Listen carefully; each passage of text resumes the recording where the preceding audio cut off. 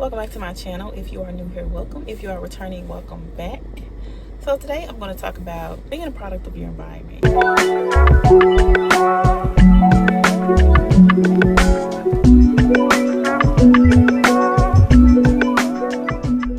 So what is being a product of your environment? Being a product of your environment is essentially you becoming what you're around. And so how they say, like, if you want to be a specific type of person, then you have to be around those type of people. If you want to be a broke person, you around 4 broke people, you're gonna be the 5th one. Like, so you become what you're around. And a lot of us don't always come from environments that include people who we want to be like. Some of us come from environments that, maybe a little toxic, maybe not that healthy, not the most healthy environments. And we made a decision in ourselves that we wanted to live a different way of life. However, there's some things that we would have to do in order to become something different, in order to not become a product of our environment. So the first thing you would have to do, of course, is to evaluate the environment to see if it's a conducive space to the goal, the vision, the plan that you have for your life. Because it is okay to decide that, you know what, I don't think that I want to be like this the rest of my life. I don't want to be in this place the rest of my life. That's okay. So you have to evaluate, okay, is this the environment that I want to be in? And really, that's the second thing you have to do. The first thing you have to do, honestly, is to make a choice. You have to make a decision.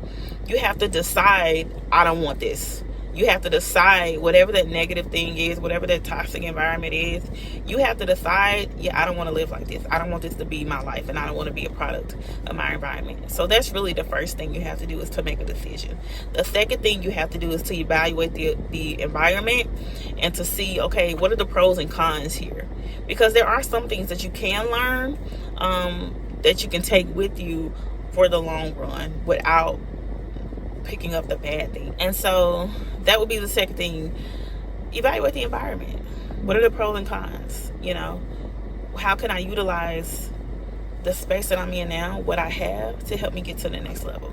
You have to start planning from there. Once you make that evaluation, you have to start planning from there, setting some goals, getting a strategy together. Like, where is it that you're trying to go? What is it that you hope to accomplish? What type of person do you want to become? And you have to start making sure that you utilize whatever it is that you have, your skills, your knowledge, your resources, whatever access you may have to different environments, to help move you to where you're trying to go. You may have to read some books, you may have to watch some podcasts, you may have to move to a new city, it may take you changing your career, it may take you find a way to make more money to put yourself in a better living situation.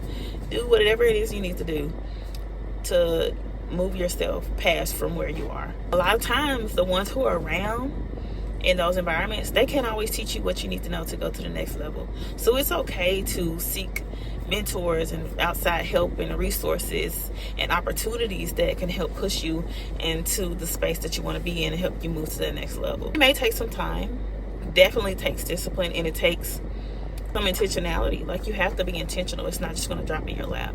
You have to put forth an effort to do the work necessary in order to get what you need, and then implement the proper steps to get you to the space that you want to be in, so that you can become the best version of yourself.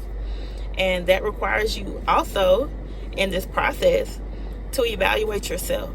You have to examine what bad habits have you picked up, what mindsets and perspectives do you have from those environments that you need to change. What areas do you need to hold yourself accountable? How do you need to take responsibility for where you are and for what you need to do to move to the next level, or to get out of that environment, and to not become a product of your environment if you're in a negative or toxic space. So you still have to put forth the work and put forth an effort. And then also there's a level of accountability that you have to take. Because on the journey, even myself, I realized there were some opportunities that I had previously when I was trying to get somewhere that I may have taken for granted because I didn't realize it was an opportunity at the time. And so that was a missed opportunity because I didn't take accountability, and I wasn't intentional with trying to make sure that I utilized whatever resource or opportunity that was in front of me to get me to the next level. It kind of takes a little bit longer to get to where you want to go when you're not utilizing the resources and opportunities that you have appropriately. And it could be because of wrong perspective. It could be because you sought advice from the wrong individual. It could be because you just weren't paying attention, or you just weren't intentional. So that's why it's important to evaluate yourself and take accountability, hold yourself accountable, to make sure that you are utilizing resources and opportunities appropriately as well. The final thing that you would have to do is just implement those steps. Once you get the knowledge, once you've evaluated your resources, you evaluated the space that you're in, you're taking accountability, you're doing the work, you're being intentional, you made the right decision to go after the life that you want, the things that you want in life, then now you just got to be consistent. You have to be dedicated to the process. You have to commit to whatever the process is that's going to help you get to the next level. You have to be committed to it, because it's not going to always be easy. Life isn't always easy. So you have to be dedicated to the process. I hope I said some things that will be helpful to you, that's beneficial, that'll help you on your journey, on your glow up journey, on your that girl journey. If you want to get out of the space that you're in, you just have to make a decision.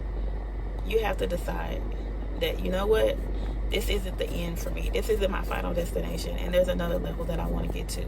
But you have to make that decision. It'll be beneficial too. Find someone to help on the journey. Find somewhere to serve and to help you develop the right perspective on the way as well. That's all I have for today. If you have not yet gotten your free copy of the self-discovery workbook, you can find that in a link in the description. And also make sure you sign up for the Substack. It's in the description as well. You'll constantly have access to all my new product launches, and we'll go deeper in our girl chats and our glow up chats. And it's just a community for us to get encouragement and inspiration as we're all on our journey.